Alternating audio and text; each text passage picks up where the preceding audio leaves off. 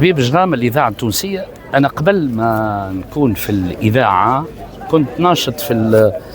المهرجانات وفي دور الثقافة ودور الشباب، ونشطت لفترات طويلة في نوادي المصائف والكشافة، ولكن غرامي أكثر كان في الأنشطة الثقافية المتنوعة وفي حضور العروض في المهرجانات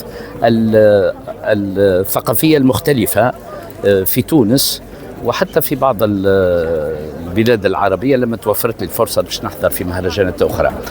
المهرجانات هذه مثلا مهرجان قربة لمسرح الهواة اللي وكبته لدورات عديدة، لأني في الأصل حبيت المسرح وكان عندي نشاط مسرحي في فرقة الشباب المسرحي بحمصوصة وفي الاتحاد المسرحي في سوسة والفرقة القارة نصف المتفرغة،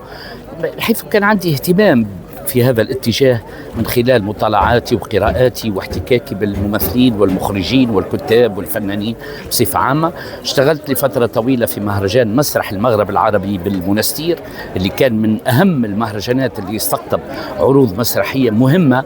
من مختلف البلاد العربية. كذلك مهرجان الحمامات اللي احنا فيه توا، يعني كان متخصص في انتقاء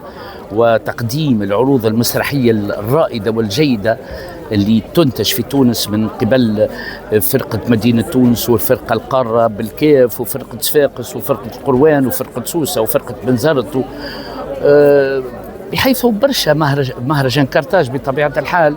هذا هو المناخ العام، الجو العام اللي أنا عشت فيه لسنوات طويلة، وكبت العروض وحبيت المهرجانات وخلاني نتعلق أكثر بعملي في الإذاعة، باعتبار توجهي يمشي لي التخصص أكثر في البرامج التي تعنى بالثقافة بصفة خاصة.